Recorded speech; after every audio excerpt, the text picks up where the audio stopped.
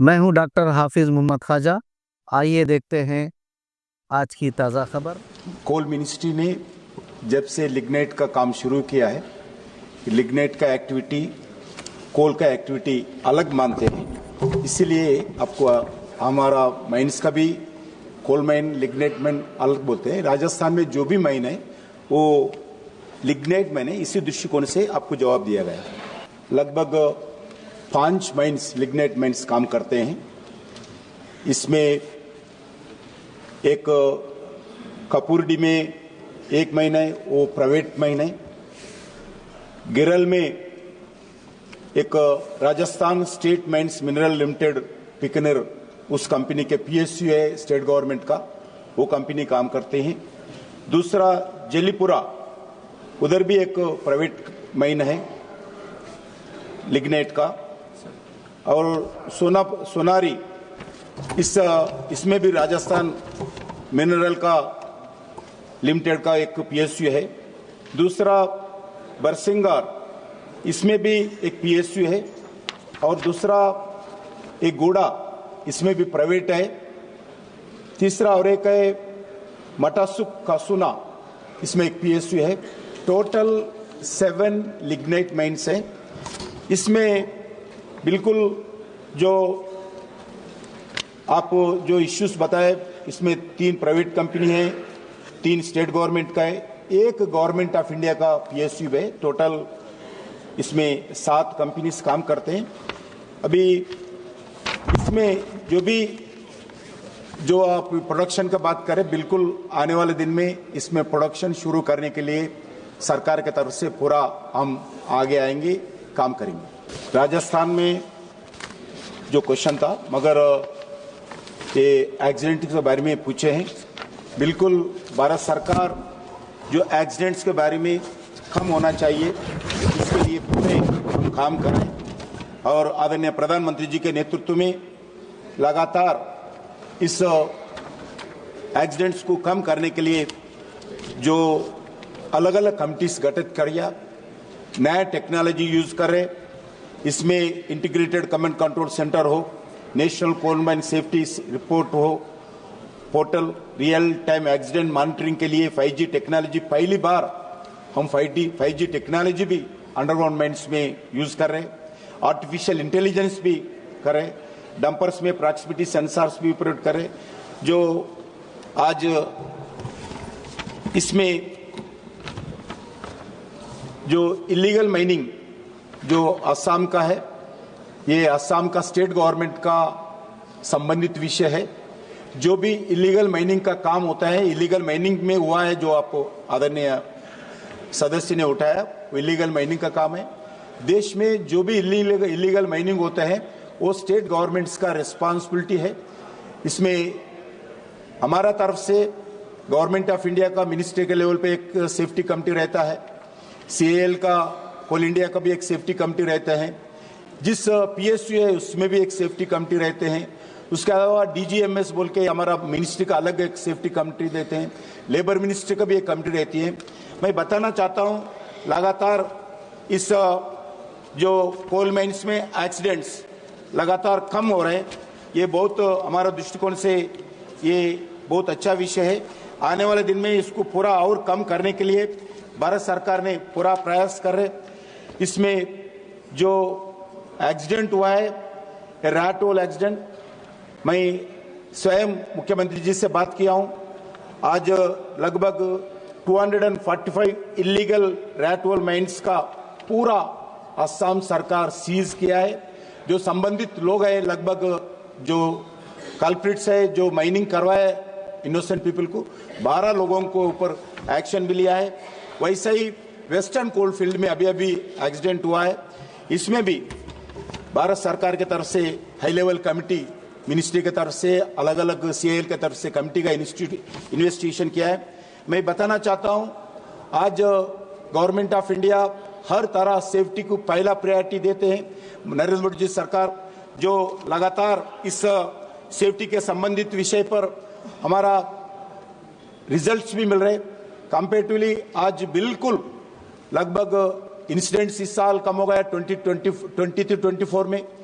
अभी मैं बताना चाहता हूं वर्कर्स के लिए भी, जो अभी इंसिडेंट हुआ है एक वेस्टर्न कोलफील्ड में, अध्यक्ष जी 1,80,00,000 आज हम कंपेंसेशन, कोई भी आज भारत में पहली बार कोई की कोल इंडिया में अंडरग्राउंड में जान हथेली में लगाकर काम करते हैं। इसीलिए आदरणीय प्रधानमंत्री जी का आदेश पर हम पूरा कंपेंसेशन दे रहे, पूरा फैसिलिटीज दे रहे, उनका परिवार को जात देते हैं। ऐसी सेफ्टी मेजर्स में भारत सरकार, कोल मिनिस्ट्री और माइनिंग मिनिस्ट्री पूरा ध्यान देते हुए वर्कर सेफ्टी के लिए अलग अलग एक्टिविटीज भी हम ले रहे, पूरा इनिशिएटिव के साथ हम काम कर रहे हैं। सुखदेव भगत।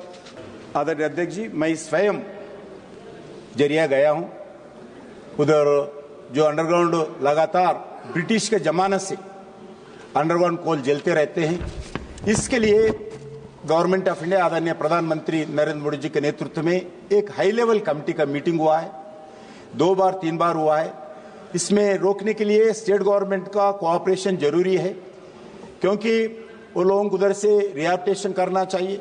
उसके लिए हम क्वार्टर्स भी बनाया, लगभग 30,000 क्वार्टर्स बनाया वर्कर्स के लिए, और बनाने को भी तैयार है। हम पैसे एक्सपेंडिचर करने को भी तैयार है जरिया के लिए। अब एक मास्टर प्लान, जरिया मास्टर प्लान का एक पहले किए थे, सक्सेस नहीं हुआ है। अभी आदरणीय प्रधानमंत्री जी एक हाई लेवल कमेटी कॉन्स्टिट्यूट करके पूरे इंपॉर्टेंट ऑफिसर्स, बाहर के लोग इंक्लूडिंग नीति आयोग जैसे लोग भी उधर जाके इंस्पेक्शन किया है, लोगों से मिला है, वर्कर से मिला है, लोगों गांव वालों से मिला है, जरिया के आसपास लोगों से मिला है।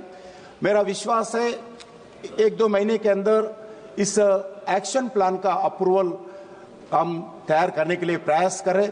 जैसा भी एक्शन प्लान तैयार होता है, पूरा जरिया के एरिया में जो कोल जलते हैं उसके आसपास लोग रहते हैं, उनको बाहर निकालकर उनको अच्छे घर देना चाहिए, उनको रोजगार देना चाहिए। ये भी प्रयास करें अलग अलग एम्प्लॉयमेंट देने का, नॉट ओनली कोल है, कोल सेक्टर में अदर एक्टिविटी भी एम्प्लॉयज महिलाओं को, युवाओं को देने के लिए सोच रहे, क्योंकि आज भी जमीन के अंदर कोल जलते रहते हैं 24 आवर 364 डेज 100 ईयर से जलते रहते हैं इस जरिया का। इसके लिए वो कम भी हो गया, जैसा जैसा हम काम करें, प्रयास करें, वो जैसा जैसा अभी थोड़ा एरिया में सीमित है, उस सीमित एरिया को कम करने के लिए भी जरिया में भारत सरकार के कोल मिनिस्ट्री की ओर से पूरा प्रयास कर रहे। मेरा विश्वास है इससे जरिया का जल्दी ही स्टेट गवर्नमेंट कोऑपरेशन से बिल्कुल हम काम करेंगे। इलीगल माइनिंग रोकने का काम, इस कोल माफिया को रोकने का काम स्टेट गवर्नमेंट का होते हैं, स्टेट पुलिस का होता है। उनका बिना कोऑपरेशन का इस काम को सफल नहीं हो सकता है। झारखंड में बहुत सालों से, लगातार 50 सालों से इलीगल माइनिंग का एक्टिविटी होता है। इसको रोकने के लिए ये स्टेट सब्जेक्ट है, इस रोकने के लिए मैं स्वयं जाकर अभी चुनाव होने के बाद झारखंड का मुख्यमंत्री हेमंत जी से, आदरणीय हेमंत जी से मैं स्वयं जाके मीटिंग किया हूँ, इलीगल माइनिंग कैसा रोकना चाहिए, मैं जाके मीटिंग किया हूँ। मैं बताना चाहता हूँ, जो इलीगल माइनिंग रोकने के लिए स्टेट गवर्नमेंट्स पूरे आगे आना चाहिए। अलग अलग प्रांतों में कुछ जगह इलीगल माइनिंग होते हैं, माफिया भी। रिसेंटली एक एनटीपीसी अधिकारी को इलीगल माइनिंग करने वाले माफिया हत्या किया है, बहुत मैं निंदा करता हूं इस सदन के द्वारा। इसमें गवर्नमेंट ऑफ इंडिया की तरफ से आदरणीय मोदी के नेतृत्व में हम 0 टॉलरेंस इस वायलेंस के खिलाफ हम स्टैंड लिया है। जो भी वायलेंस करते हैं माइनिंग एरिया में, बिल्कुल भारत सरकार की ओर से, स्टेट गवर्नमेंट की तरफ से बिल्कुल एक्शन होना चाहिए। और दूसरा, जे 100% हम भारत सरकार विषय पर ध्यान देता हूं। अध्यक्ष जी अभी बताए, भारत अभी कोल सेक्टर में ये लार्जेस्ट रिजर्व्स दुनिया में, जब हम भारत है कोल में 5th लार्जेस्ट रिजर्व्स आज भारत में है। और चाइना को छोड़े तो, चाइना को बाजू रखे तो इंडिया ये नंबर 1 कंज्यूमर है, नंबर 1 प्रोड्यूसर भी है, coal producer. India is a number 1 in the world other than China, number 1 consumer other than China. वैसा ही दुनिया का सबसे 2nd लार्जेस्ट कोलमैन आज गेवारा आज भारत में है। इसीलिए कोल सेक्टर में भारत सरकार मोदी जी के नेतृत्व में लगातार आगे बढ़ रहे, क्योंकि आपको मालूम है 2014 से पहले पावर सेक्टर का शॉर्टेज होता था। आज पावर सेक्टर लगभग 72% टू लेके 74% थर्मल पावर से पावर जनरेट होता है। ये पावर जनरेट के लिए कोल उपयोग होता है।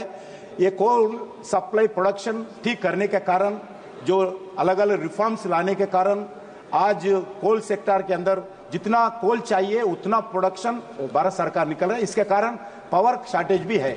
Thank you very much for giving me an opportunity to speak in the House today. I am happy to say that Atal Tinkering Labs provide activity based on learning in the identified schools in the country where young minds can give shape to their ideas for a number of societal problems which we encounter in our day-to-day life, and also pave way for innovation, enabling over 3 million plus students between grade 6 to grade 12 to acquire a problem-solving, tinkering, and innovative mindset.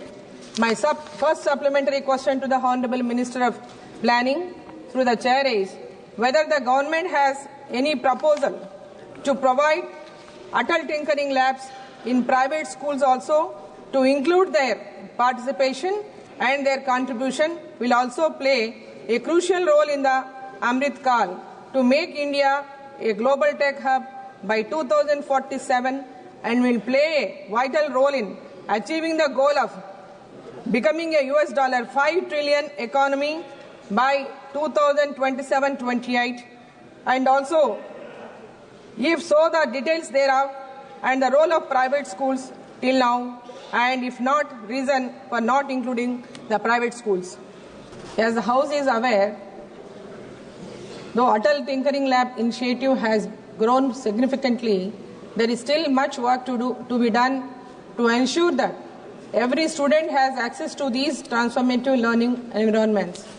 My second supplementary question to the Honorable Minister of Planning through the chair is what steps the government is taking to expand the reach of Atal Tinkering Labs to underserved communities and rural areas to unlock the potential of millions of young minds and empower and enlighten them to become agents of change and innovation in their communities to achieve the space dreams as part of Atmanirbhar Bharat.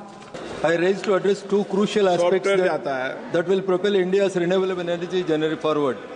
Firstly, I would like to shed light on the incentives and concessions provided by the Union government for setting up of solar power and other renewable energy projects on government lands, more particularly in Telangana. The Union government has implemented various initiatives to encourage the growth of renewable energy in the country. One such initiative is the provision of incentives and concessions for setting up of renewable energy projects on the government lands. The country has set an ambitious target of 450 gigawatts of renewable energy power by 2030. Now my question to the Honorable Minister is, the details of the incentives and concessions provided by the Union government for setting up of solar power and other renewable energy projects on government lands in Telangana. आपका प्रश्न क्या है?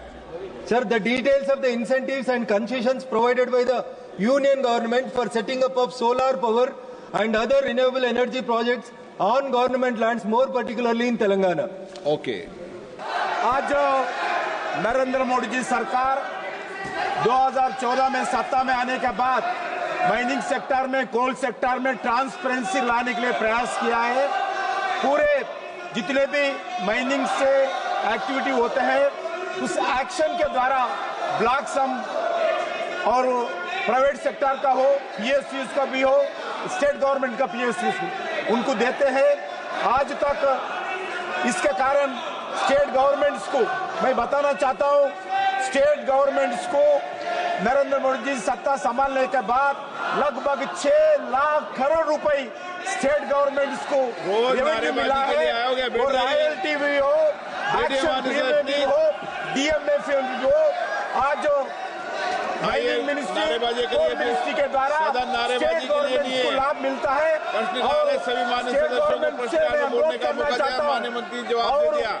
कुछ सभी एजेंसियों से उन states में कुछ माइंस का एक्शन नहीं आ रहा है, उसमें भी आना चाहिए। स्टेट गवर्नमेंट से मिलकर आज हमारा जो मूलभूत क्वेश्चन है, ये इसके लिए भी हम आने वाले दिन में और पीएमयू के साथ और क्लोजली स्टेट गवर्नमेंट के साथ मिलकर काम करने वाला है। कोल सेक्टर में और हम रिफॉर्म्स लाएंगे और माइनिंग सेक्टर में रिफॉर्म्स लाएंगे। जो एक्शन किया गया उसको पीएमयू के द्वारा स्टेट गवर्नमेंट को लाभ देने के लिए रेवेन्यू नहीं ऑपरेशनलाइजेशन होना चाहिए, पूरा क्लियरेंसेस लेना चाहिए। सभी क्लियरेंसेस लेने के लिए हमारा पीएमयू जो गठित किया गया वो अच्छी काम करेंगे स्टेट गवर्नमेंट्स को, और प्राइवेट सेक्टर में जो माइंस लिया है उनको भी लाभ मिलेगा। वैसा ही जो अलग अलग प्राइवेट सेक्टर का माइंस जो भी लिया है उनको आने वाले दिन में स्टेट गवर्नमेंट सेंट्रल गवर्नमेंट का क्लियरेंस लाने में भी पीएमयू प्रयास करेंगे। मेरा सेकंड सप्लीमेंट्री क्वेश्चन है, जो ये कमर्शियल एक्टिविटी के बाद एक 131 टोल ब्लॉक में इसमें डायरेक्ट इनडायरेक्ट कितना रोजगार मिला हुआ है? अध्यक्ष जी, आज भारत में लगभग इस माइनिंग सेक्टर में 4 लाख से ज्यादा लोग इसमें काम करते हैं। उनके लगातार इस एम्प्लॉयमेंट जनरेशन के लिए लोकल वालों को देने के लिए सरकार के द्वारा लगातार हम प्रयास कर रही है। वो प्राइवेट सेक्टर का माइंस हो, स्टेट गवर्नमेंट से माइंस हो, गवर्नमेंट ऑफ इंडिया का पीएमसी माइंस हो, 4 लाख से ज्यादा इस सेक्टर में आज कोल सेक्टर में लोग रोजगार मिल रही है। सिर्फ भारत के नहीं, सारी दुनिया का एक बड़ा डिमांड है क्रिटिकल मिनरल।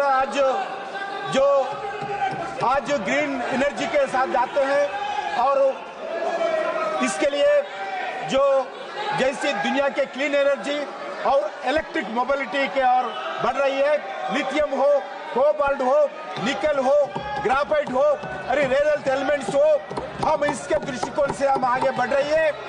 हमें अभी critical mineral mission Narendra Modi ji के नेतृत्व में भारत सरकार आजाद के बाद पहली बार मिनरल के दृष्टिकोण से क्रिटिकल मिनरल का मिशन घोषित किया है। इसके द्वारा लगभग 32,000 करोड़ हम इस क्रिटिकल मिनरल को पाने के लिए भारत सरकार खर्च करने वाले हैं। और जियोलॉजिकल सर्वे ऑफ इंडिया के दृष्टिकोण से 195 क्रिटिकल मिनरल एक्सप्लोरेशन प्रोजेक्ट्स शुरू किया है। 2025-26 में 227 नए प्रोजेक्ट्स शुरू करने वाले हैं। नेशनल मिनरल एक्सप्लोरेशन ट्रस्ट द्वारा भी इस क्रिटिकल मिनरल को हम बढ़ावा दे रहे हैं। Not only in India, Bharat सरकार के द्वारा आज विदेश में जाकर क्रिटिकल मिनरल्स का एक्सप्लोरेशन करना, माइनिंग करने के लिए नरेंद्र मोदी जी सरकार पहली बार काम कर रही है। क्योंकि आज क्रिटिकल मिनरल सभी हम इंपोर्ट करते हैं ज्यादा से ज्यादा।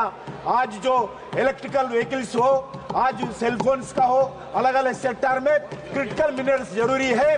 इसके लिए पहली बार भारत सरकार इस मिशन के द्वारा देश में आत्मनिर्भर भारत बनाने के लिए हम